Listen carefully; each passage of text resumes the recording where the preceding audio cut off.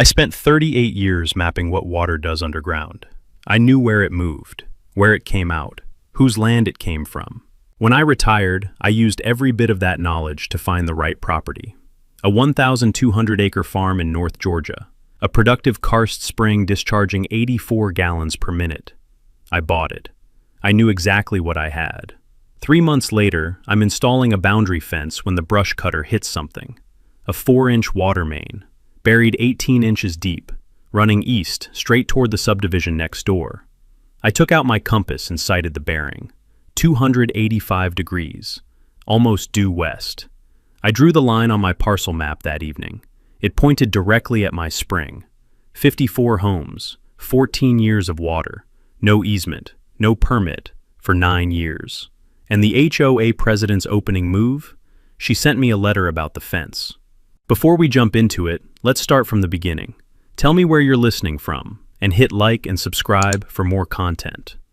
Walt had spent 38 years learning what water did underground, where it moved, how fast, through what formation, under what pressure, and where it came out.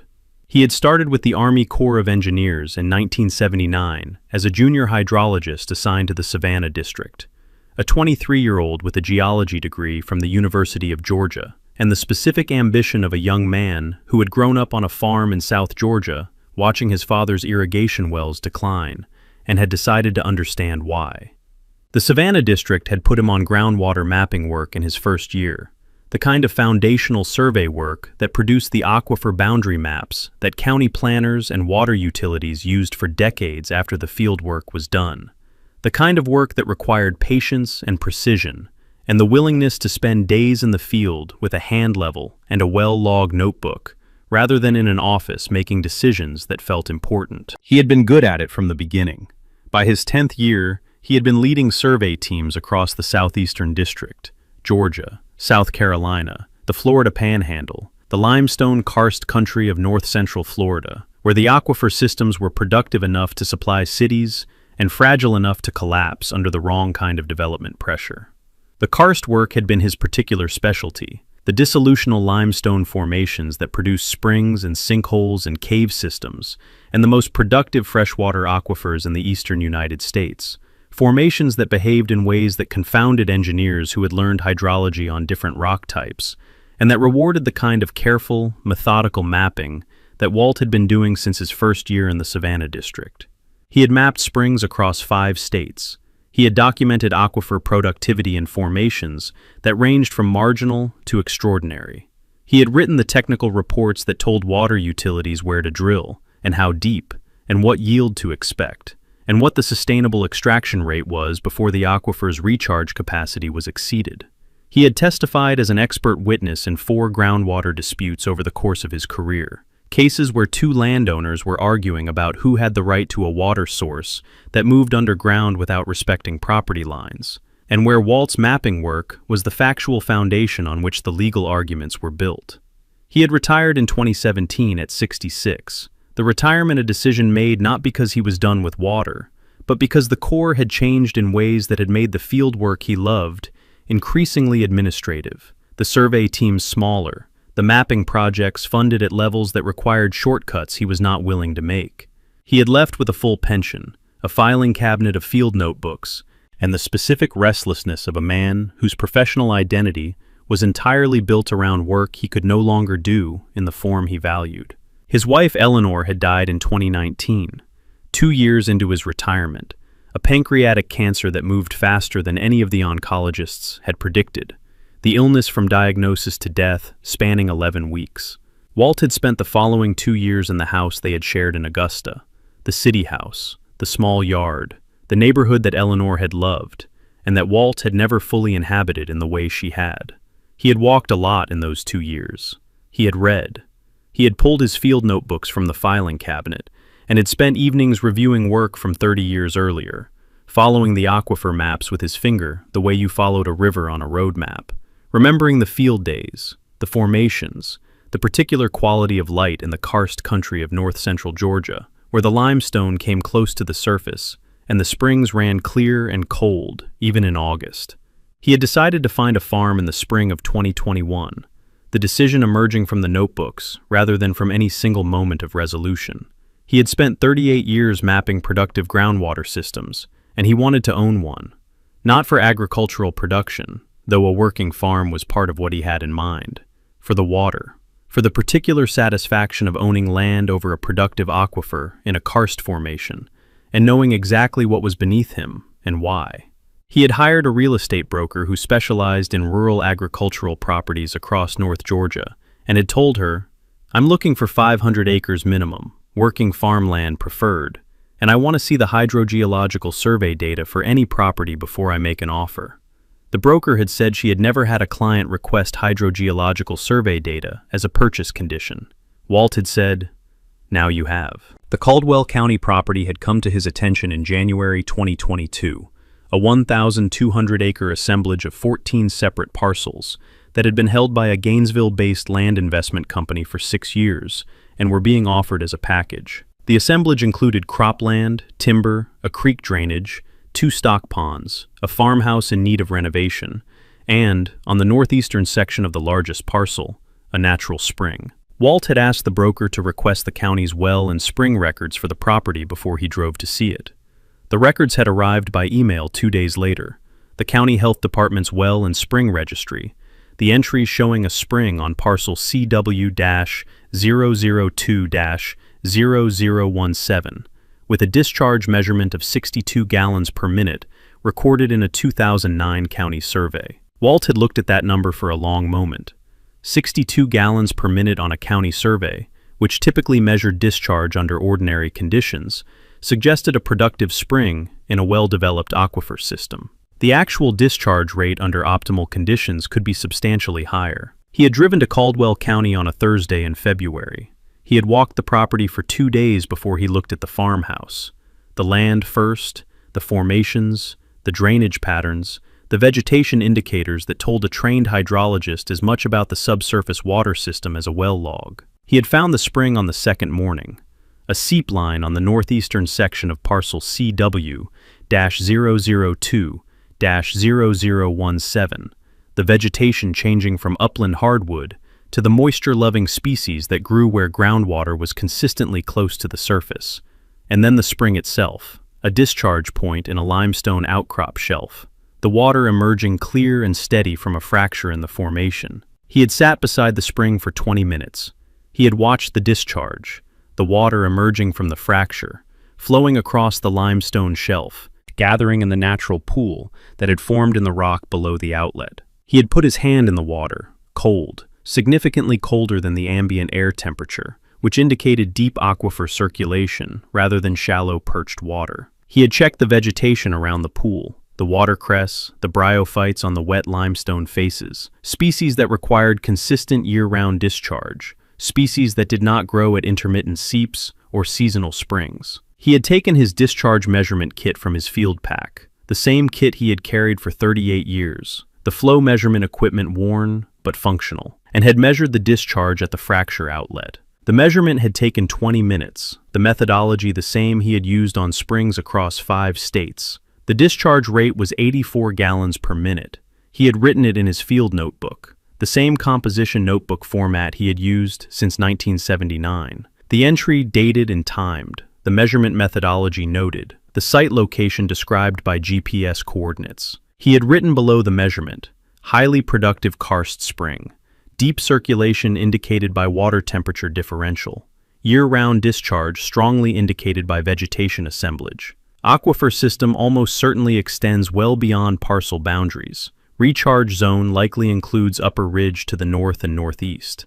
This is an exceptional water source. He had closed the notebook and had looked at the spring for another few minutes. He had then walked back to the farmhouse and had called his broker. He had said, "I want to make an offer, but first I need to commission a full hydrogeological survey of the property. I want the aquifer boundary mapped, the recharge zone identified, the spring discharge characterized across seasonal variation, and a sustainable yield estimate for the system. I need 2 months." His broker had called the sellers. The sellers, who had been sitting on the assemblage for 6 years and had received no serious offers in the previous 2, had agreed to a 60-day due diligence extension. Walt had retained a hydrogeological consulting firm out of Atlanta, a firm he had worked with on core projects in the 1990s, whose principal was a woman named Dr. Sandra Lim, whom Walt had trained in the field in 1992, and who was now one of the most respected karst hydrogeologists in the Southeast. He had told Sandra, "I want a full characterization of the karst system under this property.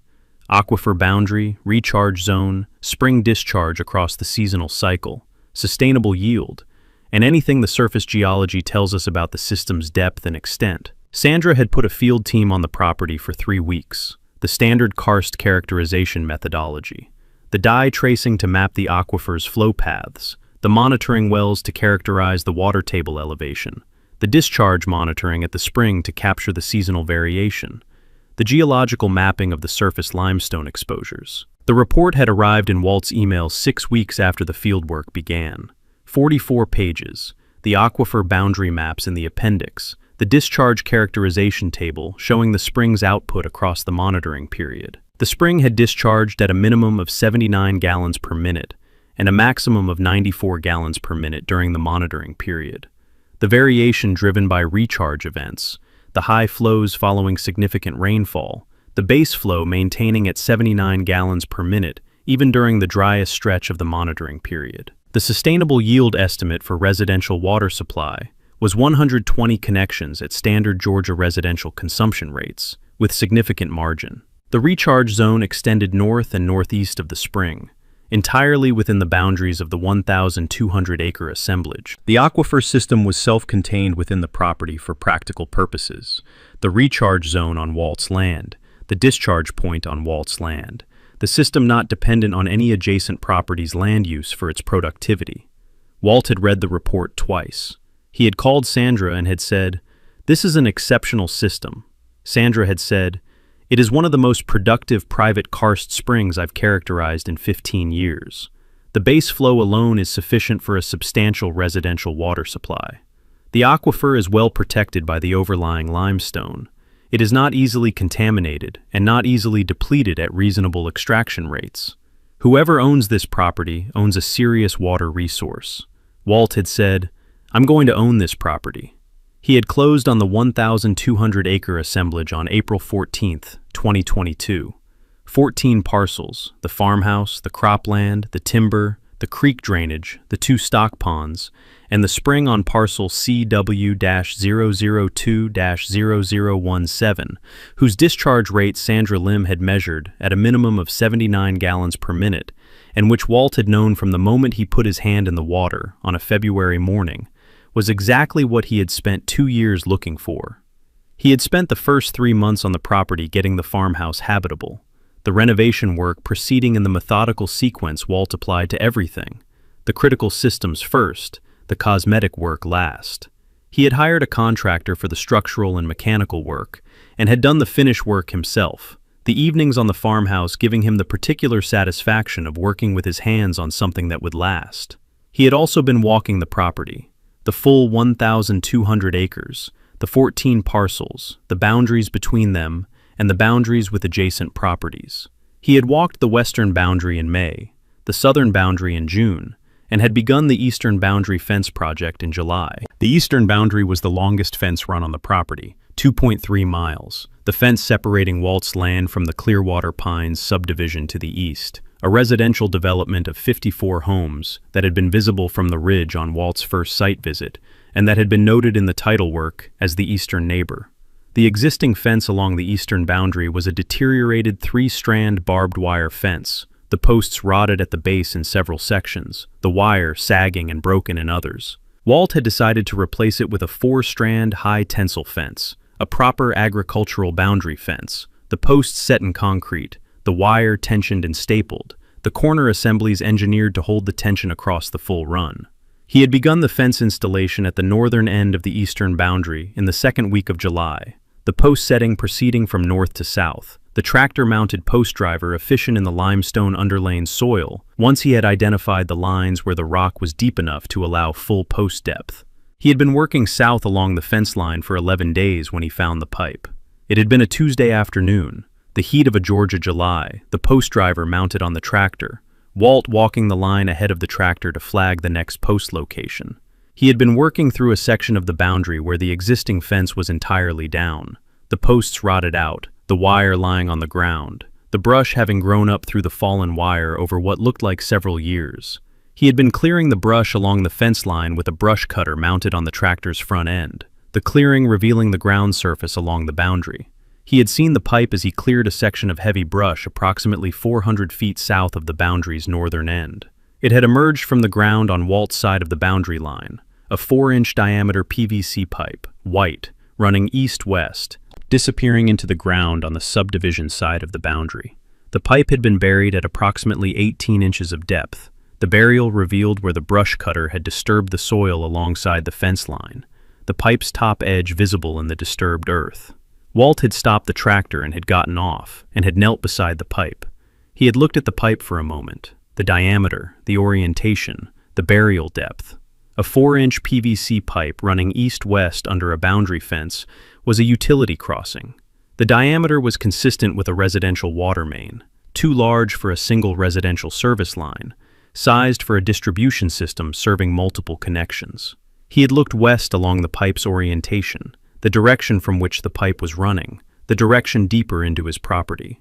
The ground was level and vegetated, no surface disturbance visible beyond the fence line clearing, but the pipe's orientation was clear. He had taken his compass from his field pack and had sighted along the pipe's axis. The bearing was 285 degrees, almost due west, aimed at the northeastern section of parcel C, W-002-0017, the spring parcel. He had not made the connection immediately. He had noted the bearing and had made an entry in his field notebook and had continued the fence work for the remainder of the afternoon. It had been that evening, sitting at the farmhouse desk with his parcel map and the field notebook, that he had drawn the bearing line from the boundary crossing point westward across the parcel map and had seen where it terminated. The bearing pointed directly at the spring. He had sat with the parcel map for a long time. He had then looked at parcel C, W-002-0017 on the map, the spring parcel, the northeastern section of the assemblage, the parcel he had walked in February, and had sat beside the spring and taken the discharge measurement. He had not explored the full parcel in detail since the acquisition. He had walked the spring area, noted the natural pool, taken his measurement, and moved on to the other parcels in the assemblage. He had not identified any structures on the parcel beyond the natural spring features. He had driven to parcel C, W-002-0017, the next morning. He had parked at the parcel's western access track and had walked to the spring. The spring was, as he remembered, the fracture outlet in the limestone shelf, the pool below, the watercress and bryophytes on the wet rock faces. The discharge was running at what his eye estimated as the normal base flow rate. He had looked around the spring area more carefully than he had in February, moving through the vegetation systematically, covering the ground in a grid pattern from the spring outward. He had found the collection cistern 20 feet east of the spring pool, a concrete structure, partially buried, the top hatch accessible from the surface, the inlet pipe from the spring pool running underground to the cistern's intake. The cistern was large. Walt had estimated 10,000 gallons capacity from its external dimensions, a size consistent with a community water supply buffer rather than a private residence system. He had found the pump house 40 feet east of the cistern, a concrete block structure, 8 feet by 10 feet, a standard utility building, padlocked. He had looked through the ventilation louvers on the building's southern face. He had seen instrumentation panels inside, gauges, a control panel, what appeared to be a VFD-controlled pump unit. The equipment was not new, but it was not derelict.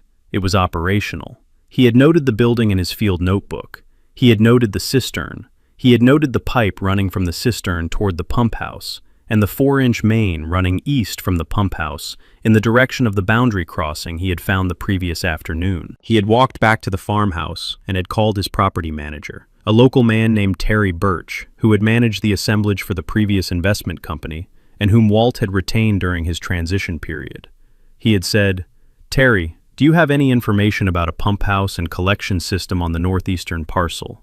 Parcel C, W-002-0017.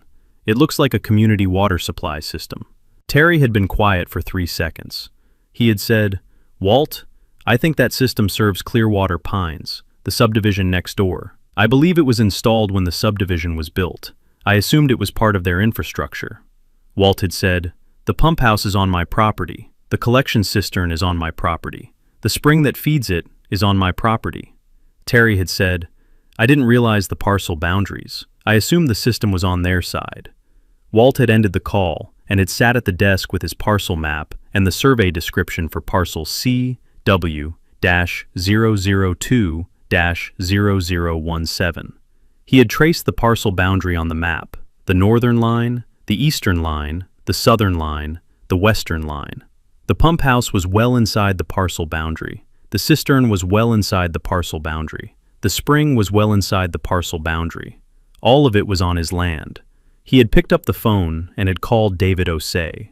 David had answered on the second ring.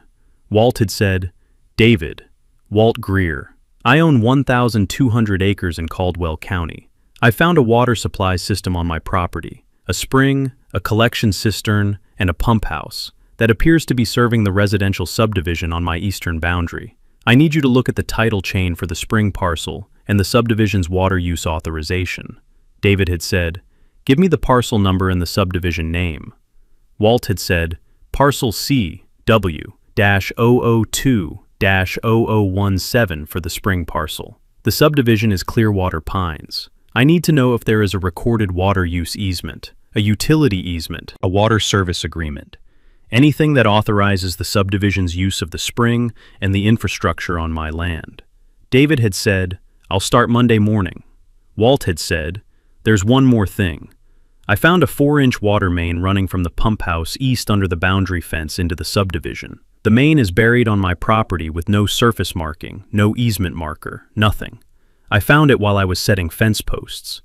David had been quiet for 2 seconds. He had said, "No one told you about this when you acquired the property." Walt had said, "No." David had said, "I'll have an answer for you by end of week."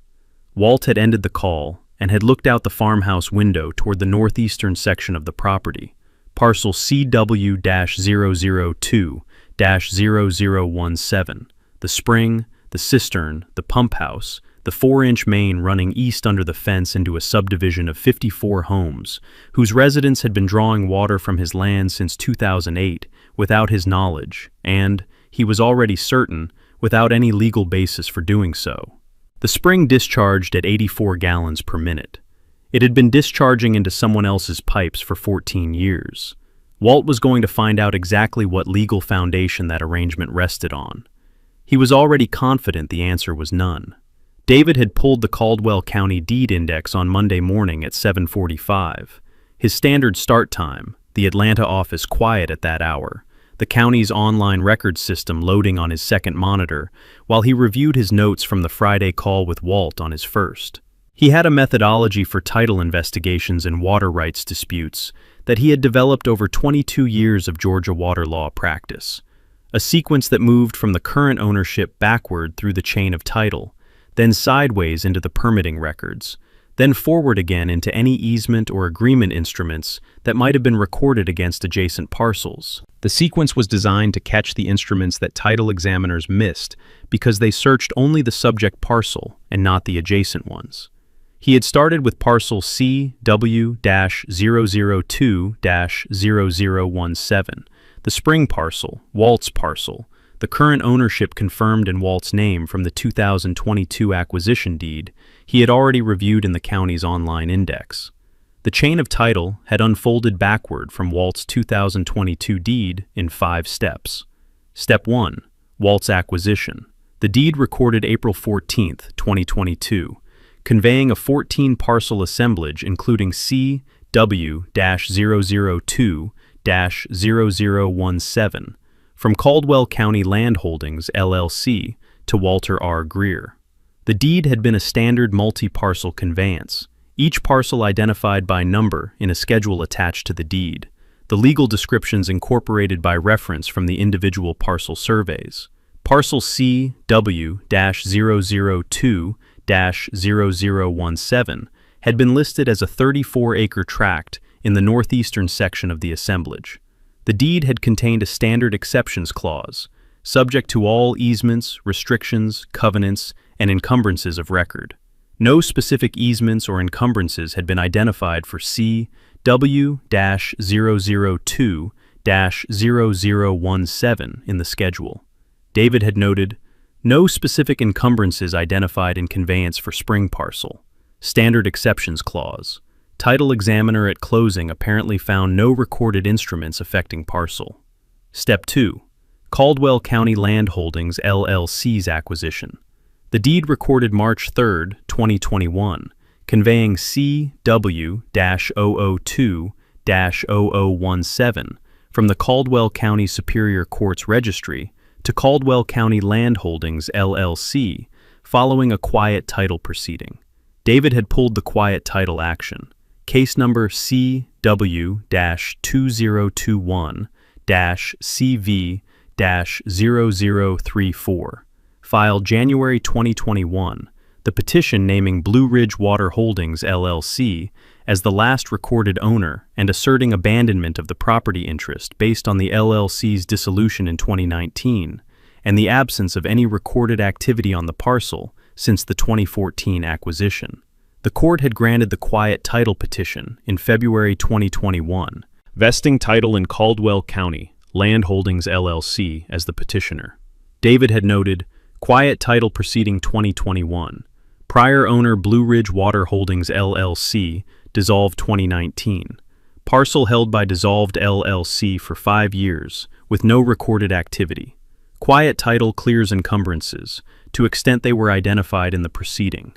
Check what encumbrances were identified. He had pulled the quiet title petition's exhibit list. The title search attached to the petition showed no recorded easements or encumbrances on CW-002-0017 beyond the standard utility easements. The water main running east under the boundary fence had not been identified as a recorded instrument in the quiet title petition. It had not appeared in the petition's exhibit list because it had never been recorded. There was no recorded instrument for it to find. Step 3. Blue Ridge Water Holdings LLC's acquisition. The deed recorded June 12, 2014, conveying CW-002-0017 from Marcus Allen Teal, individually, to Blue Ridge Water Holdings, LLC, for a stated consideration of $85,000. A single parcel conveyance, the deed 2 pages, the legal description on page 2. No exceptions identified beyond the standard clause. No reference to any water use easement, utility easement, or water service agreement. David had noted, Teal to Blue Ridge Water Holdings, June 2014, $85,000. No easements reserved, no water use agreement referenced. Teal conveyed the spring parcel without retaining any recorded instrument authorizing the subdivision's continued use of the spring or the infrastructure. Step 4. Marcus Teal's acquisition. The deed recorded in connection with the Clearwater Pines development. David had found this instrument by searching the grantor-grantee index for Marcus Allen Teal and Caldwell County, which had produced a series of instruments from 2006 through 2014. The original acquisition had been a 2006 deed, conveying 340 acres, the land that would become both the Clearwater Pines subdivision and parcel CW-002-0017, from a farming family named the Hendersons to Valley Ridge Development LLC, an entity controlled by Marcus Teal. Teal had then platted the subdivision lots from the eastern 306 acres, while retaining the western 34 acres, the spring parcel, as a separate holding. He had sold the 54 subdivision lots between 2008 and 2012, and had retained the spring parcel until the 2014 sale to Blue Ridge Water Holdings. David had noted, Teal retained the spring parcel when he sold the subdivision lots. He sold the spring parcel separately in 2014 to Blue Ridge Water Holdings. He recorded no easement for the water main or the HOA's continued use of the spring at any point. Not when he sold the lots, not when he sold the spring parcel. The subdivision lots were sold without any recorded water access instrument referencing the spring. Step 5. The individual lot deeds. David had pulled a sample of the Clearwater Pines lot deeds, 5 of the 54, chosen from different years of sale to capture the full development period. He had read each one, looking for any reference to the water source, the spring parcel, a water service agreement, or a utility easement for the water main. Not one of the 5 deeds contained any such reference. The lots had been sold with standard subdivision covenants, CC and RS for the HOA, and utility easement language for the standard underground utilities, electric, gas, telephone. None had referenced the spring on parcel CW-002-0017. None had disclosed that the subdivision's water supply came from a spring on a separate parcel that was not owned by the HOA. David had written, "Individual lot deeds contain no reference to water source. Buyers received no disclosure of spring dependency. Subdivision sold as if water supply were a standard utility. Source not disclosed. No easement recorded." He had then moved to the Georgia Environmental Protection Division's water use permit records. Georgia's water use reporting program required permits for withdrawals above a threshold volume, a threshold that a spring supply serving 54 homes would exceed. David had searched the EPD's online permit database for Caldwell County, filtering for water withdrawal permits associated with the Clearwater Pines development, the spring parcel, and the names Marcus Teal and Blue Ridge Water Holdings. He had found one permit, permit number WU-2008-CW-0441, issued August 2008, permittee, Marcus Allen Teal, individual. The permit had authorized withdrawal from the spring on parcel CW-002-0017 for the purpose of residential water supply to the Clearwater Pines subdivision development. The permitted withdrawal volume was 72,000 gallons per day, consistent with 54 homes at average Georgia residential consumption. The permit had been issued for an initial 5-year term, with a renewal obligation at year 5. The permit had not been renewed. The renewal deadline had been August 2013. No renewal application had appeared in the EPD's records for permit number WU-2008-CW-0441. The permit had expired in August 2013, 5 years after issuance, 3 years before David had initially estimated based on the date Walt had given him. David had rechecked. The initial term was 5 years, not 8. The permit had expired in August 2013, not 2016. He had noted the correction. Permit expired August 2013, 9 years ago, not 6. No renewal application filed. Permit lapsed without renewal. He had then checked whether any subsequent permit had been issued for the same source, a permit in Blue Ridge Water Holdings' name after the 2014 acquisition, or a permit in the HOA's name at any point. He had searched the EPD's full permit database for Caldwell County water withdrawal permits associated with the spring parcel's coordinates, the parcel number, and the subdivision name. No subsequent permit existed. From August 2013 to the present, 9 years, the Clearwater Pines subdivision had been withdrawing water from the spring on parcel CW-002-0017 without a valid water withdrawal permit. The permitted authority had expired. It had been held in Marcus Teal's personal name, not the HOA's name, not the subdivision's name, not any entity that had survived Teal's 2014 sale of the spring parcel. When Teal sold the parcel, the permit had already been expired for a year. Blue Ridge Water Holdings had held the parcel for 5 years without obtaining a permit. The HOA had been operating without any permit authority since 2013. David had written, "No valid water withdrawal permit has existed for this spring since August 2013. The HOA has operated without permit authority for 9 years. The permit was in Teal's personal name and was never transferred, renewed, or replaced." He had then searched for the easement, the instrument that should have existed if anyone in the chain had done the transaction correctly. A utility easement for the water main crossing the boundary fence, a water service agreement between the spring parcel owner and the HOA, a recorded covenant running with the subdivision lots referencing the water source, a license agreement, anything. He had searched the Caldwell County deed index by every methodology available: grantor name, grantee name, parcel number, instrument type. He had searched for Marcus Allen Teal as grantor of any easement instrument. He had searched for Blue Ridge Water Holdings as grantor or grantee of any instrument. He had searched for Clearwater Pines HOA as grantee of any water rights instrument. He had searched the parcel CW-002-0017 instrument history for any recorded encumbrance beyond the standard utility easements. He had found nothing.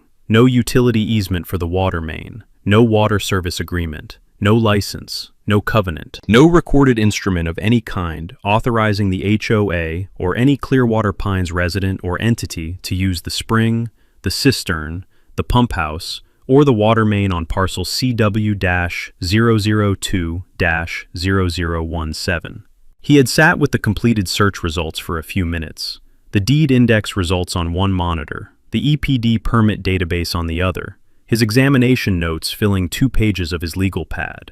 22 years of water rights practice had produced other cases where a water source was being used without proper legal authorization, shared well disputes, irrigation water disputes, municipal supply disputes, but he could not immediately recall a case where a residential subdivision of 54 homes had been drawing its entire water supply from a private spring on an adjacent parcel for 14 years with no recorded instrument of any kind and no valid permit for 9 of those years.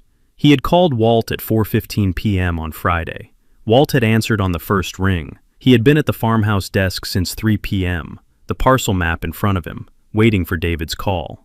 David had said, "Walt, I have the complete title and permit picture. I want to walk you through it." Walt had said, "Go ahead." David had said, "I'll start with the chain of title. Teal acquired the spring parcel as part of his original 340-acre development site in 2006. He built the subdivision on the eastern 306 acres and retained the western 34 acres, the spring parcel, as a separate holding.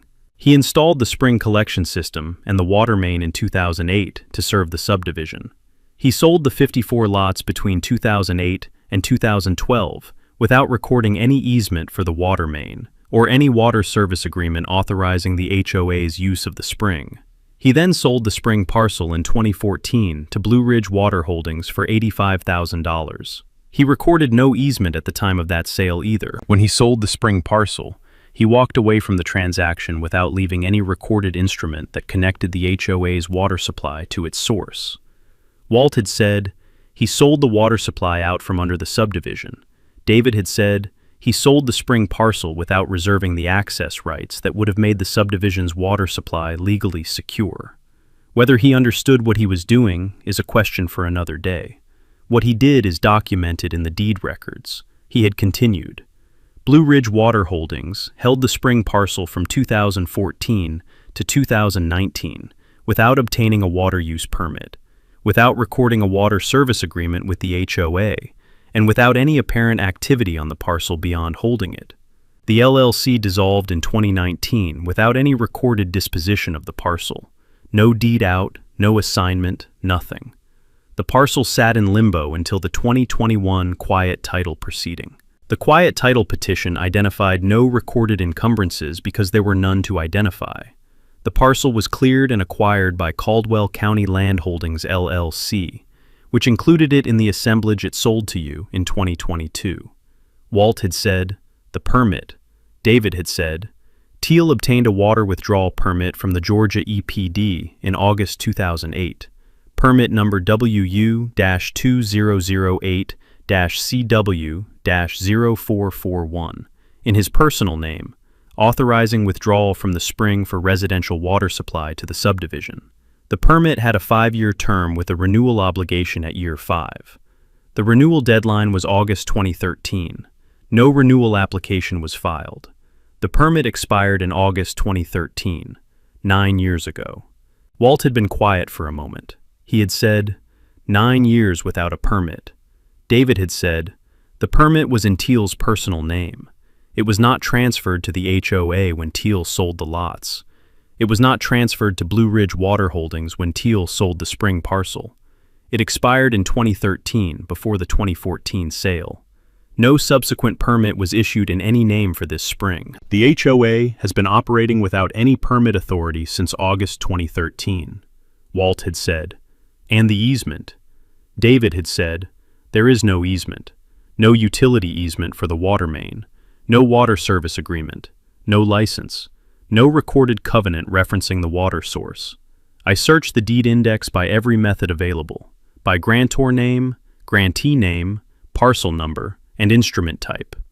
There is no recorded instrument of any kind authorizing the HOA or any Clearwater Pines entity to use the spring, the cistern, the pump house, or the water main on parcel CW-002-0017. He had paused. He had said, "Walt, 54 homes have been drawing their entire water supply from your spring for 14 years with no legal basis. The permit that existed expired 9 years ago and was never in the HOA's name to begin with. There is no easement. There is no agreement. There is nothing." Walt had said nothing for 4 seconds. David had said, "The infrastructure, the cistern, the pump house, the water main, is on your property, all of it. The main crosses the boundary under the fence with no recorded easement for the crossing. Every gallon of water those 54 homes have used since 2008 has come from your spring under a legal arrangement that does not exist." Walt had said, "What is the HOA's position under Georgia water law?" David had said, "Georgia water law recognizes the landowner's right to water originating on their property, subject to the state's regulated riparian framework. The spring originates on your land. The collection system is on your land. The HOA has no permitted authority to withdraw from the spring, and no recorded property right to access the infrastructure. Their position under Georgia law is that they are using a private water source on private property without authorization. The term for that, in plain language, is unauthorized use." Walt had said, "What is the process?" David had said, "We notify the HOA of the water rights situation, demand that they regularize the unauthorized use through a negotiated water service agreement, and give them a reasonable period to respond. We also file an EPD notification of the unauthorized withdrawal. The HOA has been operating without a permit for 9 years, and the EPD needs to know. The EPD notification is not punitive, it is required disclosure, but it will focus the HOA's attention considerably." Walt had said, "Do the notification and the demand simultaneously." David had said, "That was my recommendation, yes." Walt had said, "One more question. The fence letter. The HOA president sent me a letter about the boundary fence I'm installing. I received it last week." David had said, "What does it say?" Walt had said, "She wants me to remove a section of the fence because it interferes with their landscaping contractor's access to the eastern boundary. She says the HOA has historically maintained the vegetation along the boundary, and that my fence prevents their contractor from accessing the area." David had been quiet for 3 seconds. He had said, "She sent you a fence complaint letter." Walt had said, "Last Tuesday, before I found the water main." David had said, "She doesn't know about the water system." Walt had said, "I don't believe she does. The letter is entirely about the fence." David had said, "Walt, keep the fence letter.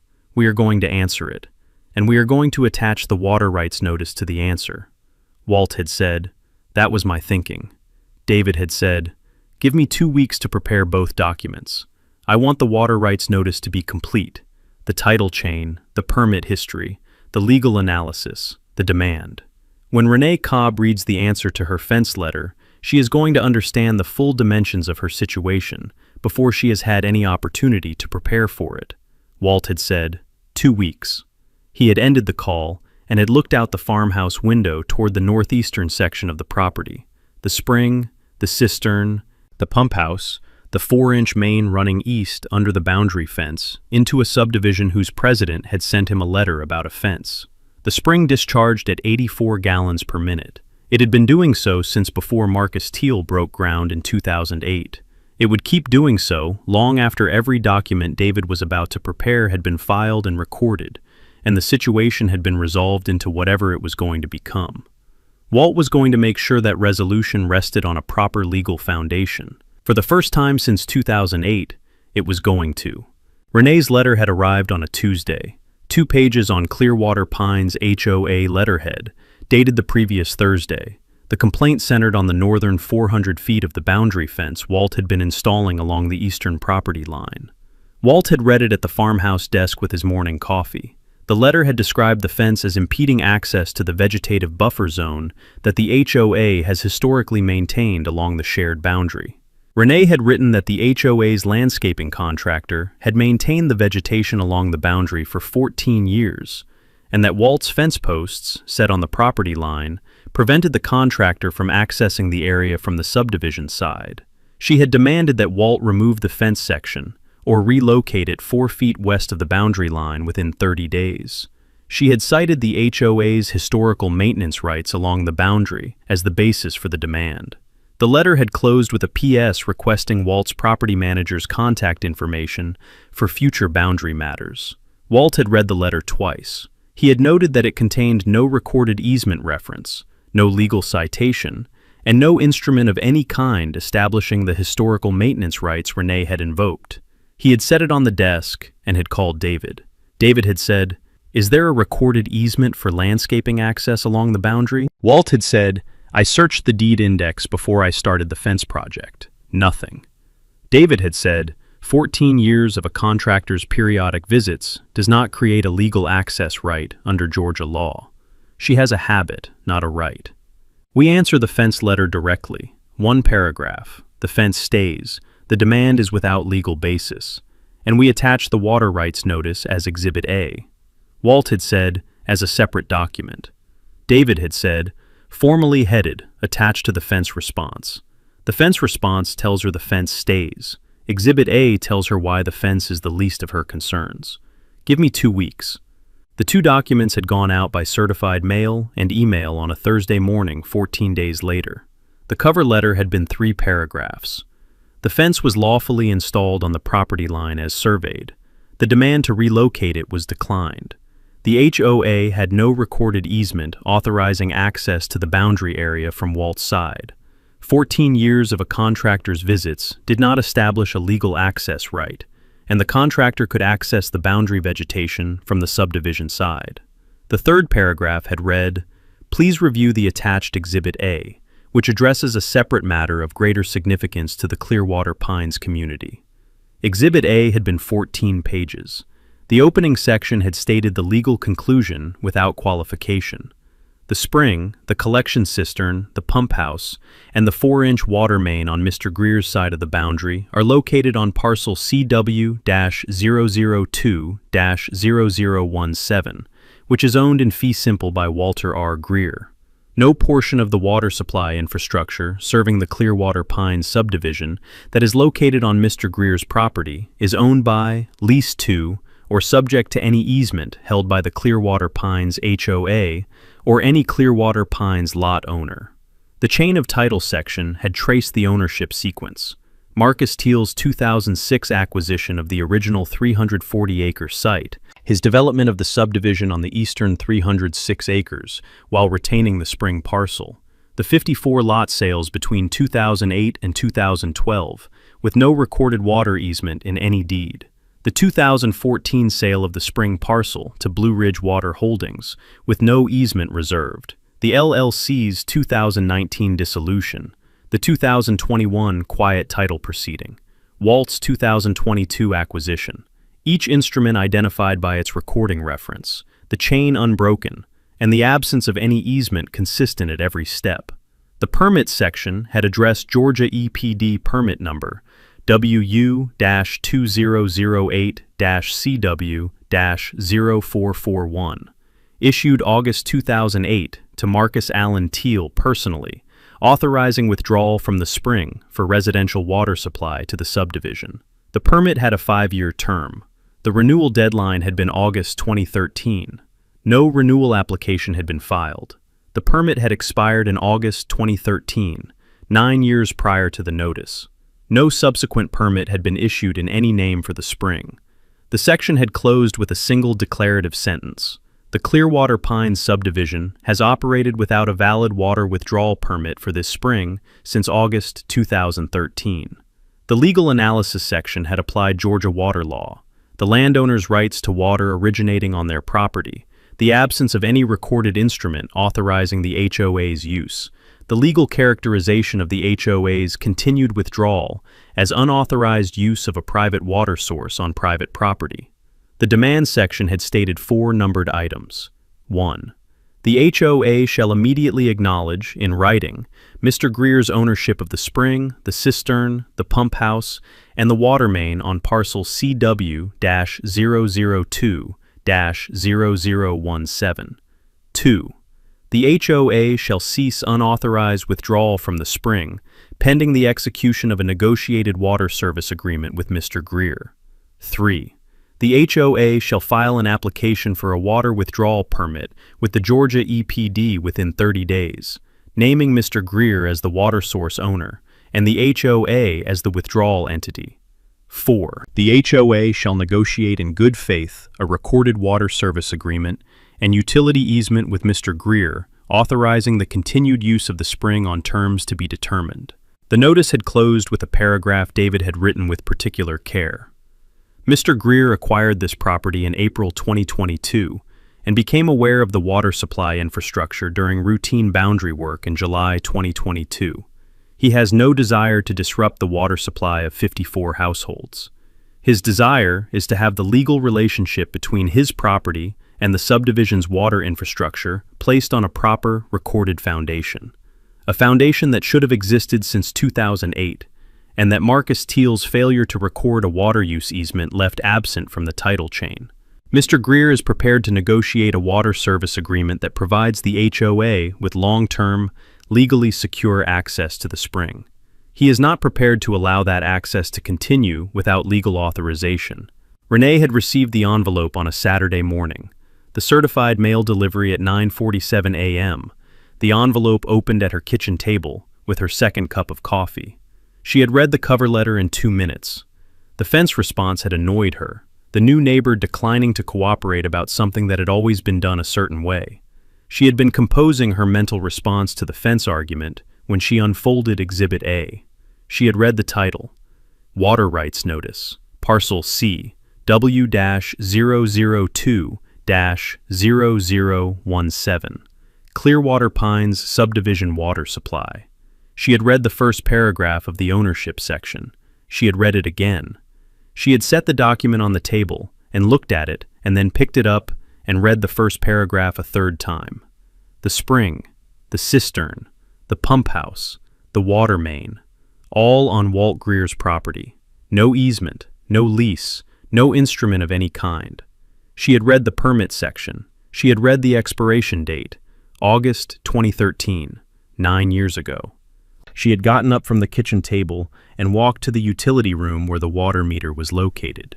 The digital display showing current reading, the supply pipe coming up through the floor from the underground main. She had looked at the meter for a moment. She had then walked back to the kitchen and called the HOA's automated water system status line. The automated message had said, current system status, normal operation, supply pressure, 52 pounds per square inch, no service interruptions. Normal operation. She had set the phone down and looked at Exhibit A on the kitchen table. 14 pages. The title chain. The permit history.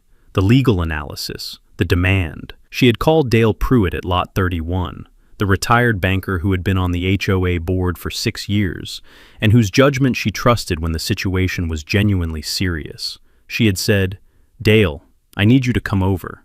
I've received something the board needs to see immediately. Dale had arrived in 12 minutes. He had read Exhibit A at the kitchen table without speaking.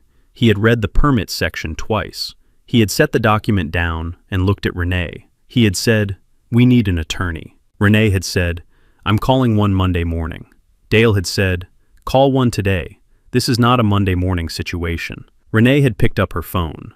The spring on parcel CW-002-0017 had discharged at 84 gallons per minute on that Saturday morning, the same rate it had discharged at on every morning since the limestone aquifer had been pushing water through the fracture in the rock shelf for longer than anyone in the Clearwater Pines subdivision had been alive. The water running through 54 homes on that Saturday morning was Walt Greer's water. It had always been Walt Greer's water. Now Renee Cobb knew it. Pamela Shore had taken the call on a Saturday afternoon. Her cell phone, the number Dale Pruitt had obtained from a colleague at his former bank, who had used her firm for a commercial property dispute 3 years earlier. Renee had called at 2:15 p.m., 4 hours after Dale had read Exhibit A at the kitchen table, and told her not to wait until Monday. Pamela had listened to Renee's summary for 6 minutes without interrupting. The new neighbor, the fence complaint, the attached water rights notice, the spring, the permit expiration, the absence of an easement. She had asked 3 questions: the parcel number for the spring parcel, the name of Walt's attorney, and whether the HOA had any documents relating to the water system in its files. Renee had said, "I'll have to check the HOA's records. We have files going back to the HOA's formation in 2008. I don't know what's in them relating to the water system." Pamela had said, "Pull everything you have on the water system. Any contracts, any permit documents, any correspondence with Marcus Teal or any water authority, any infrastructure records. I need to see all of it before I can give you a complete assessment. I'll start my own research Monday morning." She had said, "Ms. Cobb, I want to be straightforward with you before we go further. The notice you've described is legally detailed, and the factual claims it makes are verifiable from public records. Before you decide how to respond, I need to know whether those claims are accurate. That research takes a few days. Don't send any response to Mr. Greer's attorney until I've completed the review." Renee had said, "How long?" Pamela had said, "By Thursday. Don't respond before Thursday." She had started Monday morning at 7:30 with the Caldwell County Deed Index, the same index David had searched 2 weeks earlier, the same methodology, the same sequence. She had pulled parcel CW-002-0017 first, and had traced the chain of title backward from Walt's 2022 deed to Teal's 2006 acquisition. The chain had confirmed every claim in David's notice: the 2014 sale to Blue Ridge Water Holdings, with no easement reserved; the LLC's 2019 dissolution; the 2021 quiet title proceeding; Walt's 2022 acquisition. She had then searched the adjacent parcel records, the Clearwater Pines subdivision's common area parcel, and a sample of 10 individual lot deeds. She had been looking for what David's notice said was not there: a recorded water use easement, a utility easement for the water main, a water service agreement, any instrument connecting the subdivision's water supply to its source on the spring parcel. She had found nothing. The lot deeds were standard subdivision conveyances, the standard HOA covenants, the standard utility easements for electric and gas and telephone, nothing referencing the water source. The common area parcel deed had the same profile.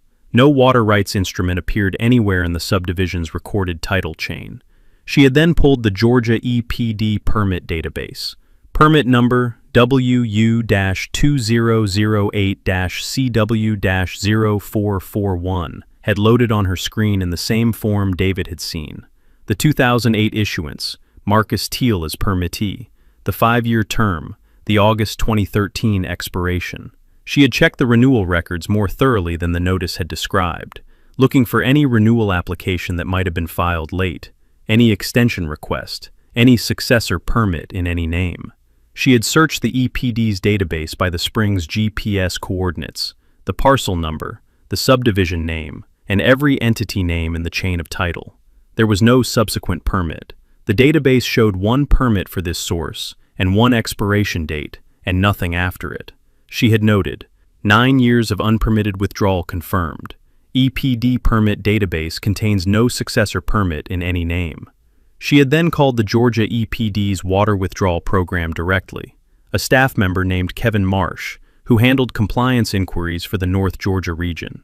She had described the situation in general terms: a residential subdivision of 54 homes drawing water from a private spring. The original permit expired 2013. No successor permit, the spring parcel having changed ownership twice since the permit expiration. Kevin had said, "That's a significant compliance issue. An unpermitted withdrawal at that volume for that duration. The EPD would be very interested in that situation. Has someone filed a complaint?" Pamela had said, "Not yet to my knowledge. I'm doing due diligence for a client." Kevin had said, "If this comes to us officially, we'll be required to open a compliance review. The subdivision would need to obtain a permit retroactively or cease withdrawal. If they're drawing from a private landowner's spring without a recorded authorization from the landowner, That's a separate property rights issue on top of the permit compliance question. Pamela had said, "Understood. Thank you." She had noted, EPD confirmation that unpermitted withdrawal at this volume triggers mandatory compliance review if reported. Property rights issue separate from permit compliance. On Wednesday, she had driven to the Caldwell County Courthouse and had reviewed the physical deed files for the Clearwater Pines subdivision, the original development plat, the subdivision approval documents, the infrastructure records on file with the county. She had found the subdivision's original utility plan, the engineering drawings submitted with the development permit application in 2007, the drawings showing the water supply system, the spring on parcel CW-002-0017, the collection cistern, the pump house, the 4-inch main running east under the boundary between the spring parcel and the subdivision parcel. The utility plan had been stamped by the county's engineering office in 2007 as part of the subdivision permit approval. The stamp had noted, water supply system, private spring, permit required from Georgia EPD prior to construction. The EPD permit, WU-2008-CW-0441, had been obtained in 2008, 1 year after the county's stamp. The utility plan had been approved on the condition that the permit would be obtained. The permit had been obtained. Then it had expired in 2013 and had never been renewed, and the system had continued operating for 9 more years on the momentum of an infrastructure that nobody in the chain of ownership had ever thought to examine legally. Pamela had pulled the HOA's formation documents from the county's HOA registry. The HOA had been formed in 2008, the same year the subdivision opened. The formation documents listing the HOA's purposes and responsibilities.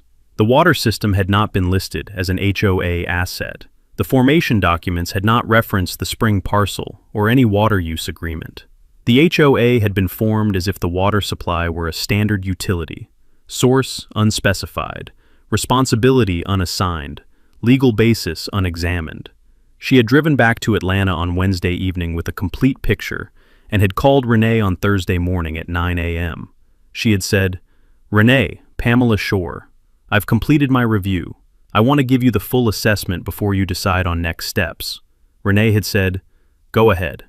Pamela had said, "Every factual claim in Mr. Greer's water rights notice is accurate. I've verified each one independently. The spring is on his property, parcel CW-002-0017, owned by Walt Greer in fee simple since April 2022. The cistern, the pump house, and the water main on his side of the boundary are all on his property. There is no recorded easement, no utility easement, no water service agreement, and no recorded instrument of any kind authorizing the HOA's use of the spring or the infrastructure." Renee had been quiet. Pamela had said, "The Georgia EPD permit expired in August 2013. That is 9 years ago. The permit was issued in Marcus Teal's personal name.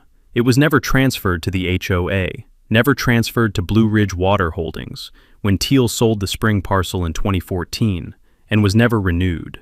There is no successor permit in any name. The HOA has been withdrawing water from this spring without a valid permit for 9 years. Renee had said, "Marcus Teal built this system. He is responsible for this." Pamela had said, "Teal's responsibility for the situation he created is a separate legal question from your current unauthorized use of Walt Greer's water source." I want to be clear about that distinction because it is important for how you think about the path forward. Yes, Teal sold 54 lots without disclosing that the water supply came from a separate parcel he retained. Yes, he sold the spring parcel in 2014 without recording a water use easement that would have secured the subdivision's access. Those failures created the situation, but the situation you are in today is not resolved by Teal's responsibility. You have been drawing water from Walt Greer's property since he acquired it in 2022 without his knowledge or authorization. That is the problem in front of you. Renee had said, "He bought the property in 2022. He's only owned it for a few months. The HOA has been using this water for 14 years. Pamela had said, "Georgia law does not provide the HOA with rights against a new landowner based on years of unrecorded use. The use was against prior owners. Teal, Blue Ridge Water Holdings, who did not object. Walt Greer did not know about the use when he acquired the property. When he discovered it, he gave notice. His notice is legally correct. The HOA's position against him is not strengthened by the duration of the unauthorized use. Renee had said, "What are our options?" Pamela had said, 2. Negotiate a water service agreement with Mr. Greer on terms he will accept, which gives the HOA long-term, legally secure access to the spring. Or, develop an alternative water supply, drill a production well on HOA common area land, connect to a public utility if one serves the area, or identify another source. The alternative supply route is a significant infrastructure project that would take months and cost substantially more than a negotiated agreement. Renee had said, "And if we do nothing?"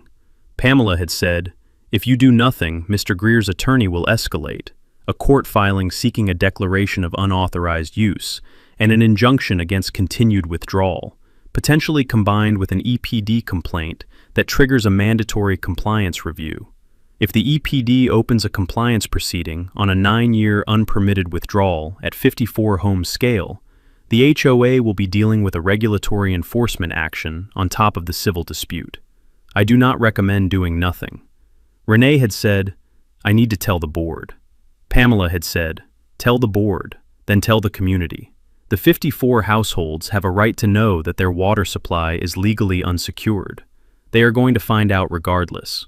Better that they hear it from you in a measured way than from Mr. Greer's attorney in a court filing." Renee had said, "This is going to cause panic." Pamela had said, "It is going to cause concern. Whether it causes panic depends on how you present it. The water is still flowing. Mr. Greer has stated he does not want to disrupt the supply. His notice says he wants to negotiate, not to shut it off. Present it accurately. There is a legal issue with the water supply's authorization that the board is addressing. The supply is currently uninterrupted, and the board is in discussions to put the authorization on a proper legal footing. That is accurate, and it is not panic-inducing if delivered calmly." Renee had said nothing for a moment. She had said, "I'll call a board meeting for tonight." The board meeting had been at 7 p.m. in the community room, the 5 board members, Pamela joining by phone. Renee had presented the situation in 30 minutes, the Exhibit A document on the table, Pamela's assessment delivered in summary. Dale Pruitt had asked the questions the other board members had not yet formed. What is the exposure if Greer files before we respond? What is the EPD's likely timeline if a complaint is filed? What is the cost range for an alternative supply? Pamela had answered each one. The exposure was significant. A court finding of unauthorized use could support damages for the period of Walt's ownership, and potentially earlier if the court found the prior owners had no right to allow the use either. The EPD timeline was 30 to 60 days from complaint to compliance notice. An alternative supply, a production well on HOA common area land, would cost an estimated $180,000 to $250,000, based on the formation depth typical for the region, plus permitting and infrastructure. Dale had said, "The negotiated agreement is cheaper and faster." Pamela had said, "Substantially, and it provides long-term security. A production well could fail. The spring has been flowing at documented rates for as long as the records go back." The board had authorized Pamela to contact David Osai and request a negotiating session. Renee had then posted to the HOA community portal at 9:15 p.m. a message she had drafted with Pamela's input, 3 paragraphs, the tone measured and factual. The post had read, "The board has become aware of a legal matter involving the community's water supply.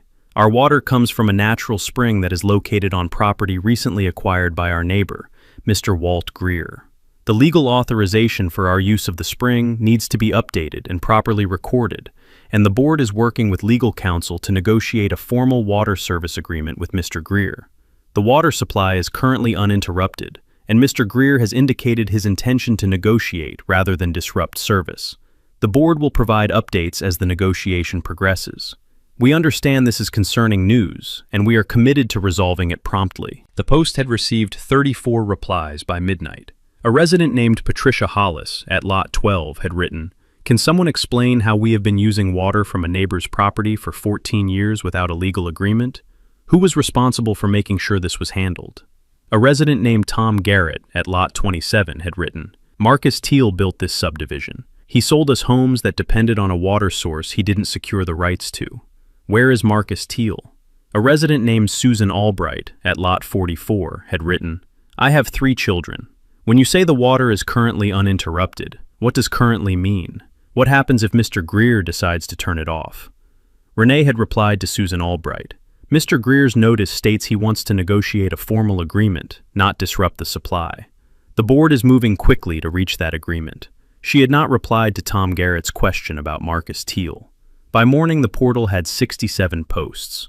The dominant thread was not about Walt Greer. It was about Marcus Teal. Tom Garrett had posted again at 7 a.m. "I paid $340,000 for this house in 2011. I was never told my water came from a spring on a separate property with no legal agreement. That is material information that should have been disclosed. I want to know what the board's legal position is regarding Teal's liability to the 54 families who bought in this subdivision." The post had received 28 replies by noon. Pamela had called Renee at 10 a.m. and had said, "You're going to have a Teal problem running parallel to the Greer negotiation. The homeowners are going to want to pursue Teal. I can handle both tracks, but you need to understand that the Teal track is a separate proceeding with its own timeline and its own uncertainty. The Greer negotiation is the immediate priority because the water supply depends on it."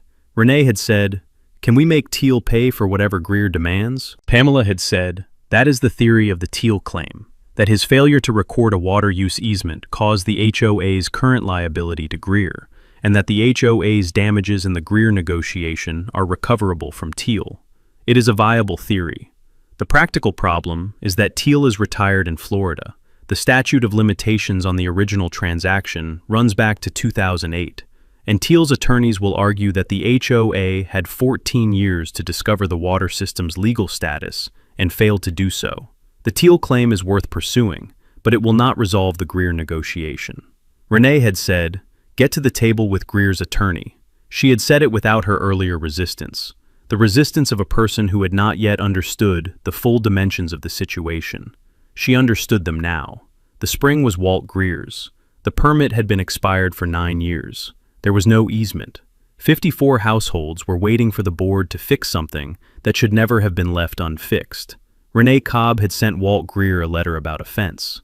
The table was the only place this was going to be resolved. David had prepared the formal demand while Pamela was conducting her title review. The 2 attorneys working in parallel, each building the same factual record from the same public sources, each arriving at the same legal conclusion from opposite sides of the table. David had known from his Monday morning research that the HOA would retain counsel, and that counsel would verify his notice's claims, and would advise the HOA to negotiate. He had prepared the formal demand not to accelerate a confrontation, but to establish the complete record before the first negotiating session, a demand that documented every element of the unauthorized use claim, so that the negotiation began from a fully stated position, rather than from an opening offer that could be walked back. He had called Walt on the Wednesday of the second week, 2 days before he sent the documents to Renee, and had walked him through the demand's structure. He had said, "The demand has 3 components. The first is the acknowledgement. The HOA acknowledges in writing your ownership of the spring, the cistern, the pump house, and the water main on parcel CW-002-0017. No equivocation, no qualification. Written acknowledgement before anything else moves." Walt had said, "Agreed." David had said, "The second is the cessation demand. The HOA ceases unauthorized withdrawal from the spring pending a negotiated water service agreement." I want to be clear about the practical dimension of this. The demand is legally correct, and I am required to make it, but advising the HOA to actually shut off the water to 54 homes pending negotiation is not something Pamela Shore is going to recommend if she is doing her job. The cessation demand establishes the legal position. The practical resolution is the negotiated agreement that replaces the unauthorized use with authorized use. The demand and the practical path are parallel, not sequential. Walt had said, "I understand the distinction. The demand is the legal statement. The agreement is the resolution." David had said, "Correct. The third component is the compensation figure. This is where I want to spend some time." The compensation analysis had taken David the better part of 2 days. the methodology built on the same framework he used in other unauthorized water use cases, adjusted for the specific facts of a 14-year residential supply situation in Georgia. The foundation had been the reasonable value of the water use, what the HOA would have paid for authorized access to the spring if a water service agreement had been negotiated in 2008 when the subdivision opened. David had benchmarked this against three comparables: private water service agreements in North Georgia involving spring-fed residential systems, the standard rate structures used by small private water utilities serving comparable residential populations, and the Georgia PSC's rate data for small water systems serving 50 to 100 connections. The comparable analysis had produced a benchmark annual service fee range of $18,000 to $26,000 per year for a spring system serving 54 residential connections at the measured discharge rate, a range that reflected the spring's productivity, the infrastructure's capacity, and the market rate for comparable private water service in the region. David had applied the midpoint of the range, $22,000 per year, across the unauthorized use period. The HOA had been using the spring since August 2008. Walt had acquired the property in April 2022. The unauthorized use period against Walt specifically ran from April 2022 to the date of the notice, approximately 4 months, at the annual rate producing a figure of approximately $7,300. But David had extended the analysis backward, not as a claim against Walt's predecessors, which was not David's case to make, but as context for the full scope of Teal's error and the HOA's exposure. From August 2008 to April 2022, was 13 years and 8 months. At $22,000 per year, the total unauthorized use value across the full period was approximately $301,000. The HOA's direct liability to Walt for the period of his ownership was $7,300 plus ongoing accrual. The HOA's broader exposure for the full 14-year period, the exposure that would inform the Teal litigation, was $301,000. David had presented the compensation demand to Walt as two figures: the direct demand against the HOA for the period of Walt's ownership, $7,300, plus $1,833 per month of continued unauthorized use from the notice date to settlement, and the broader 14-year figure as context for the negotiation stakes. Walt had said, "The direct figure is modest." David had said, "The direct figure reflects the period of your ownership. The demand is against the HOA for what it owes you, not for what it owes Teal's victims, which is a separate claim. The $7,300 is what 14 years of unauthorized use costs the HOA in direct liability to you for the 4 months you've owned the property. The ongoing accrual, $1,833 per month, is what motivates the HOA to negotiate quickly." Walt had said, "The compensation figure in the demand." David had said, $7,300 plus accrual. The settlement number will be higher because the negotiation will take months and the accrual will run. By the time we are at the table, the direct figure will be in the range of $18,000 to $25,000, depending on the negotiation timeline. The compensation is not the central issue in the demand. The recorded acknowledgement and the water service agreement are the central issues. The compensation establishes that unauthorized use has a cost that accrues daily. Walt had said, "Send the demand." The formal demand had gone to Pamela Shore on the same Thursday morning as the cover letter and Exhibit A to Renee, a separate document, the third element of the package David had assembled. It had been 6 pages, the unauthorized use characterized under Georgia water law, the compensation methodology explained in detail, the 3 demand elements stated in numbered paragraphs, the response deadline set at 30 days. Pamela had received it and had called David that afternoon. She had said, "David, Pamela Shore, I represent the Clearwater Pines HOA. I've reviewed your notice and demand. I want to have a preliminary conversation before either of us files anything." David had said, "I'm happy to talk. My client's position is stated in the documents." Pamela had said, "I've completed my title review. The factual claims in your notice are accurate. I've advised my client accordingly.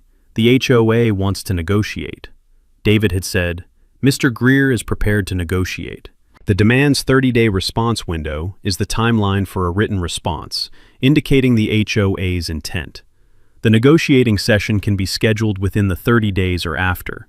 The accrual runs either way. Pamela had said, "We'll respond within 30 days. I need some time to work through the board's internal situation before we can set a date." David had said, "Understood, the meter is running." The internal situation Pamela had referenced was the HOA board's parallel effort to understand the full scope of Teal's liability, an effort that had been running since the community portal erupted, and Tom Garrett's question about Marcus Teal had received 28 replies. Renee had tasked Dale Pruitt with finding Marcus Teal's current contact information, a task Dale had completed in 2 days through a combination of Florida property records and a LinkedIn search that produced a profile listing Teal as a retired developer in Sarasota. Dale had found a phone number through a mutual contact in the Georgia development industry, a man who had done site work for Teal on a project in 2010 and who still had Teal's cell number in his contacts. Renee had called the number on a Thursday evening. A man had answered. She had said, "Is this Marcus Teal?" He had said, "Who's calling?" She had said, "Renee Cobb. I'm the president of the Clearwater Pines HOA in Caldwell County, Georgia. You developed Clearwater Pines in 2008. There had been a pause. He had said, "I developed a lot of properties. What's this about?" She had said, "The water supply system you installed for the subdivision, the spring on the parcel you retained and sold in 2014. The spring is now owned by our neighbor. There is no recorded easement authorizing our use of it. The new owner has sent a formal demand. 54 families are affected. I need to talk to you about your responsibility for this situation." There had been a longer pause. He had said, "You need to talk to my attorney." She had said, "Mr. Teal, 54 families bought homes in your subdivision without knowing their water came from a spring you didn't secure the rights to. You sold that spring parcel in 2014 without recording an easement. You need to understand what that decision has caused." He had said, "My attorney's name is Robert Finch. He's in Atlanta. I'll have him call you." He had ended the call. Robert Finch had called Pamela Shore, not Renee, on Monday of the following week. The call had been brief, and its content had been what Pamela had expected. Finch had said, "I represent Marcus Teal. My client sold parcel CW-002-0017 in June 2014 by a recorded deed to Blue Ridge Water Holdings, LLC. The transaction was properly documented, and the parcel was conveyed without encumbrance, as the deed stated. My client has no current obligation with respect to the parcel or the subdivision's water supply. Any claim the HOA believes it has arising from the 2008 development should be addressed through the applicable statute of limitations analysis, which I expect will be dispositive."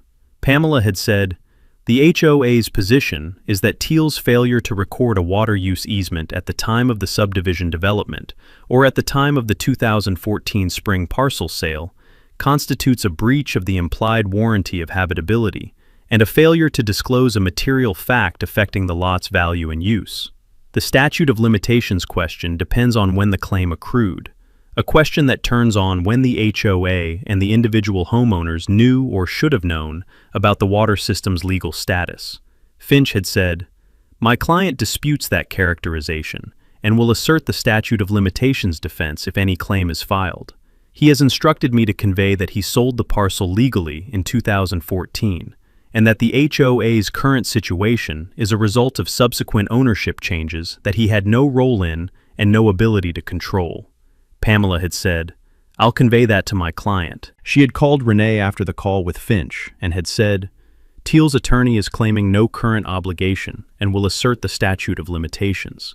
He is not going to volunteer a contribution to the settlement. If the HOA wants to pursue Teal, it will be through litigation, a complaint filed against him in Georgia courts, serving him in Florida, litigating the statute of limitations question, and ultimately trying the liability case. That is an 18-month proceeding minimum, and the outcome is uncertain." Renee had said, "So he just walks away?" Pamela had said, "For now, yes. The HOA's immediate path is the Greer negotiation. The Teal claim is a separate track that the board can authorize after the Greer settlement is complete." Pursuing Teal while negotiating with Greer simultaneously is possible, but it divides the board's attention and the legal resources at a moment when the Greer negotiation needs to be the priority. Renee had said, "The homeowners are going to want to pursue him." Pamela had said, "They may be right to, but not before the water supply is secured." The board had met on the following Tuesday evening, the same community room, the same 5 board members. The energy in the room different from the previous meeting because the portal had now reached 140 posts, and 8 residents had sent individual emails to the board address, demanding a full accounting of how the water system's legal status had gone unexamined for 14 years. Renee had presented Pamela's complete assessment, the title chain, the permit history, the Teal call and Finch's response, the compensation demand, the negotiation path. She had presented it without the defensive framing she had used in the first meeting. The full assessment, delivered in the direct language Pamela had counseled, the board members absorbing the scope of the situation without the mitigation of incomplete information. Dale had said, "The compensation demand, the accrual figure of $1,833 per month. We've been in Pamela's review and the 30-day response window for approximately 6 weeks. That's roughly $11,000 in additional accrual on top of the initial $7,300. Pamela had confirmed. The total direct compensation exposure to Mr. Greer as of the meeting date was approximately $18,600 and accruing at $1,833 per month. The settlement figure would be higher than the current accrual because the negotiation would take additional time. A board member named Cheryl Watts at Lot 18 had said, "Why didn't the HOA know about this? The water system has been operating since 2008. Didn't anyone ever look at where the water came from?" Dale had said, "The HOA was formed assuming the water system was secured. The formation documents don't reference the spring parcel. The individual lot deeds don't reference it. Every homeowner who bought in this subdivision bought assuming the water supply was a standard utility with proper legal authorization. That assumption was wrong from the beginning, and nobody in the chain, not Teal, not Blue Ridge Water Holdings, not the previous HOA boards, ever examined it." Cheryl had said, "The previous boards should have examined it." Dale had said, "Yes, they should have. We're examining it now." The board had voted to authorize Pamela to schedule a negotiating session with David Osai. The vote unanimous, Renee voting in favor without objection. The vote had also authorized the EPD permit application. The HOA would file with the Georgia EPD, naming Walt as the water source owner and the HOA as the withdrawal entity, as David's demand had required, within the 30-day window. After the board vote, Renee had posted to the community portal a second update, longer than the first, the tone still measured but the content more complete. The compensation demand acknowledged, the Teal contact described, Finch's response summarized, the negotiation path confirmed as the board's immediate priority. Tom Garrett had replied within the hour. "So Teal's attorney says he has no obligation, and we're supposed to just accept that. We paid for homes whose water supply was legally unsecured from day one. That is not acceptable." 22 residents had replied in agreement. Pamela had read the thread on Thursday morning and had called Renee. She had said, "The Teal pressure from the community is going to build. You need to tell them the board is evaluating the Teal claim, but that the Greer negotiation comes first. Give them a timeline for when the board will make a decision on pursuing Teal." Renee had posted, "The board is evaluating all legal options with respect to the original developer's responsibility for the water system's legal status. We will report to the community on that question within 60 days of the Greer settlement. The immediate priority is securing the water supply." Tom Garrett had replied, "60 days is acceptable. We're watching." David had received the HOA's written response within the 30-day window. Pamela's letter, 3 pages, acknowledging the factual claims in Walt's notice, stating the HOA's intention to negotiate a water service agreement, confirming the EPD permit application had been filed, and requesting a negotiating session at a mutually convenient time. The letter had not included the written acknowledgement of Walt's ownership that the demand had required as the first item. It had said the HOA recognized Walt's ownership claims and was prepared to address them through negotiation. It had not used the word acknowledge and had not proposed the recorded instrument David had specified. David had called Walt after reading it. He had said, "They've responded within the window. They want to negotiate. The response doesn't include the written acknowledgement in the form I specified. It uses softer language that preserves their ability to walk back the ownership question if the negotiation breaks down. It's a standard opening position." Walt had said, "What do we do?" David had said, "We accept the negotiation invitation, and we make the recorded acknowledgement the first item on the table. They can soften the language in the preliminary correspondence all they want. The instrument that goes into the county deed records will say what I've drafted it to say, or the negotiation ends." Walt had said, "Set the date." David had called Pamela that afternoon. They had scheduled the negotiating session for 3 weeks out, a Tuesday morning in Atlanta, David's conference room. Walt and David on one side, Pamela and Renee and Dale Pruitt on the other. The spring had discharged at 84 gallons per minute on the morning David made that call. The limestone aquifer pushing water through the fracture in the rock shelf on parcel C W-002-0017 at the same steady rate it had been pushing it since before Marcus Teal had ever driven through Caldwell County looking for development land. The water had no opinion about the meeting scheduled for 3 weeks out. It moved the way water moved, through the path of least resistance, out of the rock, into the cistern, through the pump house, under the boundary fence, into 54 homes whose residents were watching the community portal and waiting for the board to fix something that Teal's error had left unfixed for 14 years. The table was set. The meter was running. The meeting had been on a Tuesday morning in David's Atlanta conference room. Walt and David on one side of the table, Pamela and Renee and Dale Pruitt on the other. Renee had arrived with a legal pad and the particular posture of a person who had spent 3 weeks preparing to negotiate from a position she knew was weak. Dale had arrived with a copy of the demand letter and his own legal pad. Pamela had arrived with the term sheet David had sent the previous week and 3 pages of handwritten notes. Walt had nodded at Dale when they sat down. Dale had nodded back. Renee had looked at the table. David had opened. He had said, "Mr. Greer has 4 terms for a water service agreement. I'll present them in order, and we can discuss each one before moving to the next." He had placed a clean copy of the term sheet in the center of the table. He had said, "Term 1. The HOA executes and records an acknowledgement instrument confirming Walt Greer's ownership of the spring, the collection cistern, the pump house, and the water main on parcel C W-002-0017. The instrument is recorded against the HOA's common area parcel and against each of the 54 individual residential lot parcels. It is a public instrument in the Caldwell County deed records, not a private letter, not a settlement recital, a recorded instrument that appears in every future title search on every Clearwater Pines property." Pamela had said, "The HOA accepts term 1 in principle. We have proposed language for the acknowledgement that we'd like to discuss. The word confirms rather than acknowledges in the operative clause, a distinction that," David had said, "the operative word is acknowledges. It is not a negotiating point. The instrument confirms what the title chain already shows. Mr. Greer owns the spring and the infrastructure. The HOA is acknowledging a fact, not making a concession. The language is not open for substitution." Pamela had looked at Renee. Renee had said nothing. Pamela had made a note. David had said, "Term 2. Compensation for unauthorized use.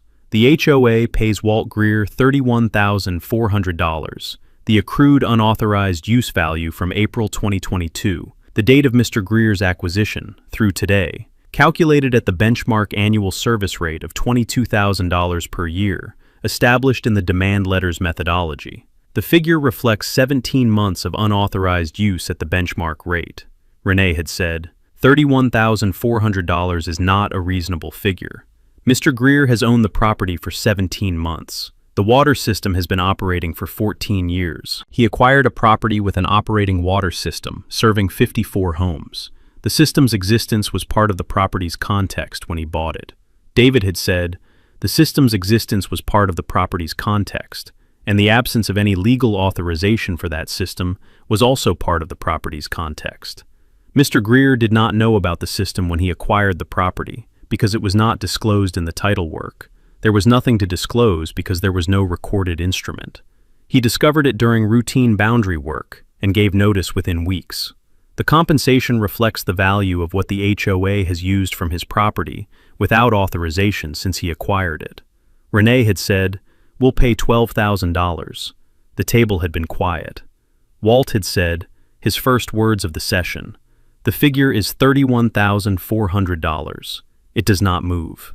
Renee had looked at Walt. Walt had looked at Renee with the patient attention of a man who had spent 38 years being precise about water and who had no intention of being imprecise about this. She had said, "That is a significant sum for a 17-month period." Walt had said, "It is the market rate for what your community has used from my property. The benchmark rate is supported by 3 comparables in North Georgia that David has documented in the demand. The methodology is sound.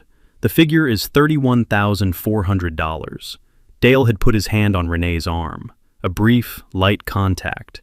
The gesture of a man who had been on boards long enough to know when the person beside him was about to say something that would cost more than accepting the number on the table. Renee had said nothing further. Pamela had made a note. She had said, "The HOA accepts $31,400. David had said, "Term 3.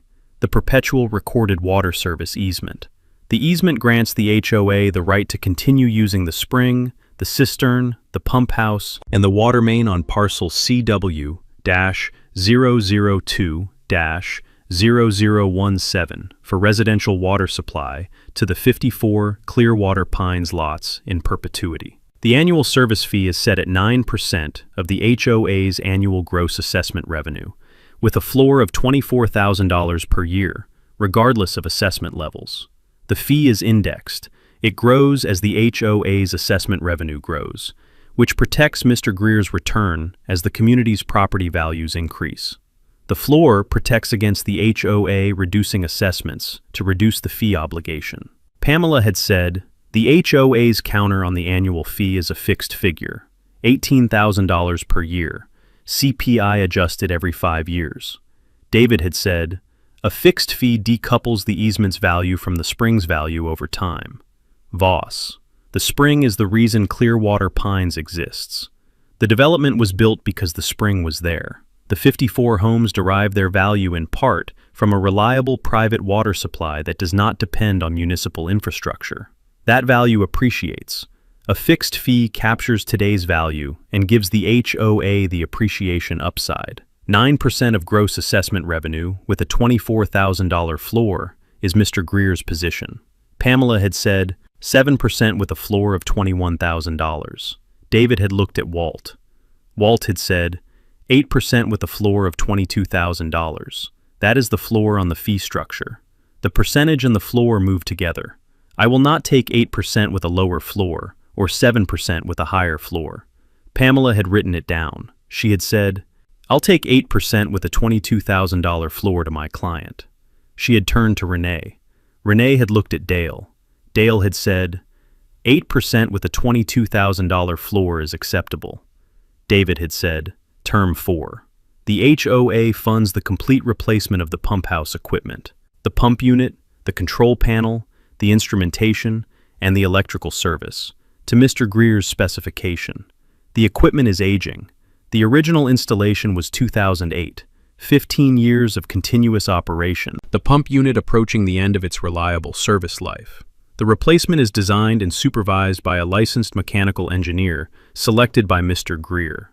The HOA bears the full cost, estimated at $38,000 to $45,000 based on current equipment pricing for a system of this capacity. Pamela had said, "The HOA accepts Term 4 in principle.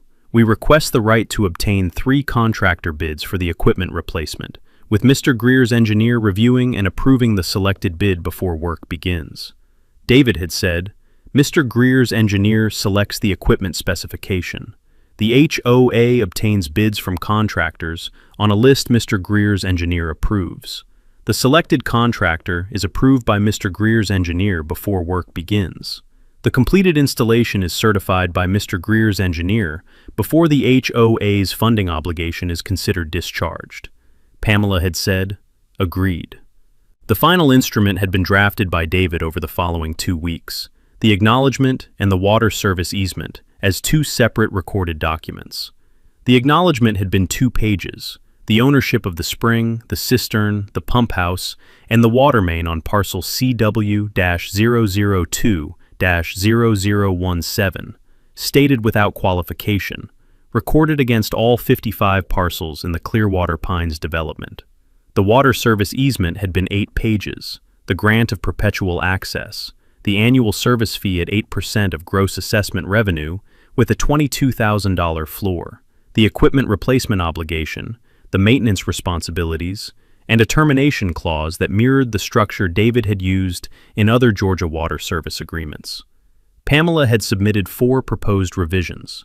David had accepted 2 and declined 2. The final form had been agreed by email on a Thursday. The $31,400 compensation had been wired to David's trust account on Friday. The signing had been the following Monday.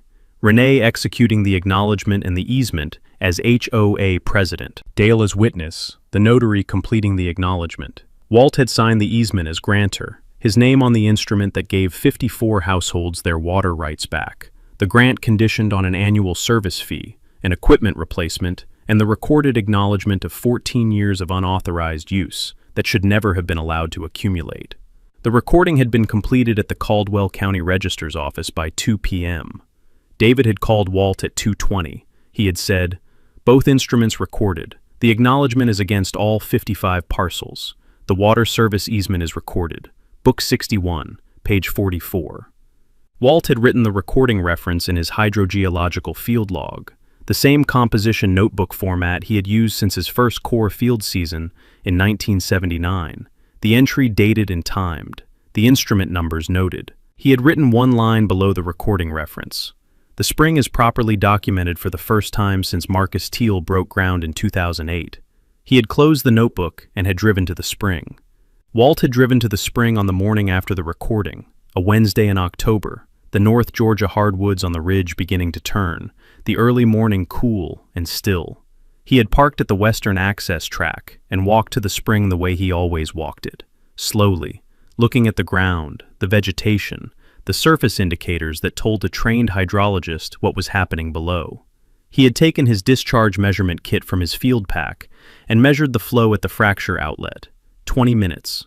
The methodology the same he had used on springs across 5 states for 38 years, 85 gallons per minute. He had written it in his field notebook. The measurement dated and timed, the site conditions noted. Below the measurement, he had written, "Discharge consistent with pre-acquisition survey data. Base flow stable.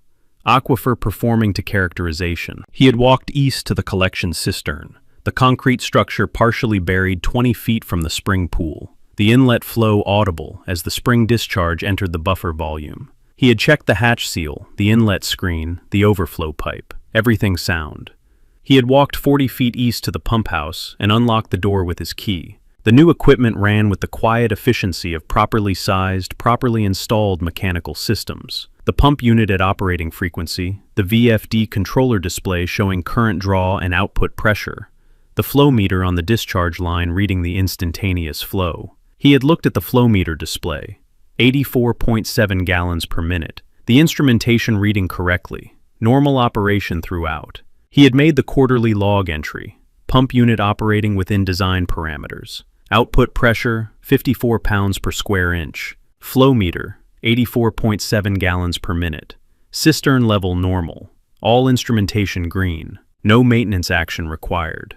The pump house equipment had been replaced 3 weeks earlier. The mechanical engineer Walt had selected, supervising the installation of the new pump unit, the VFD controller, the instrumentation panel, and the updated electrical service over a 10-day construction period. The HOA had paid $41,200. Patricia Vance had certified the installation on site. The system was rated for 120 residential connections. It was serving 54. He had locked the pump house and walked east to the boundary fence, the 4-strand high tensile fence he had installed in July and August, the fence that had been the subject of Renee Cobb's letter, the fence that had been standing when the water rights notice went out, and that was still standing now, with 2 instruments recorded in the county deed index and the legal foundation finally in place. He had walked 200 feet in each direction from the water main crossing point, checking post condition and wire tension. The water main crossed under the fence at the same point where he had found it in July.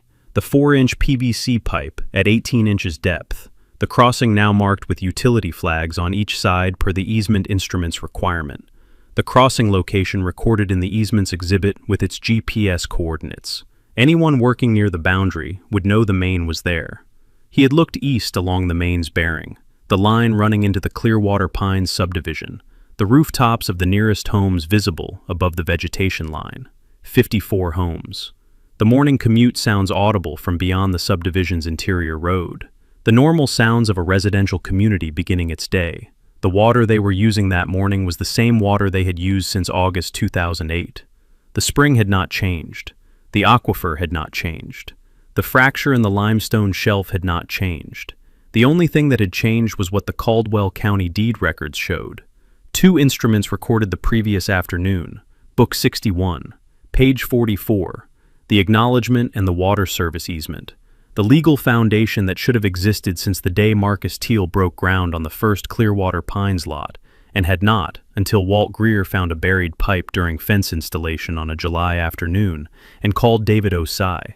He had walked back to the spring before returning to the farmhouse. He had sat on the limestone shelf beside the fracture outlet, the water emerging at 85 gallons per minute, crossing the shelf, gathering in the pool below. Cold, significantly colder than the October air. Deep aquifer circulation. The same water that had been moving through the limestone since before the karst formation was mapped, before the county was incorporated, before a single road was cut into the Caldwell County ridge country. He had written the final entry in the field notebook. Spring discharge confirmed at 85 gallons per minute. Water service easement recorded. Book 61, page 44. Acknowledgement recorded against all 55 Clearwater Pines parcels. Infrastructure documented, permitted, and legally authorized for the first time since 2008. System performing to design. Aquifer performing to characterization. He had written one more line. The spring was here before any of this. It will be here after. He had closed the notebook and walked back to the farmhouse across the October morning.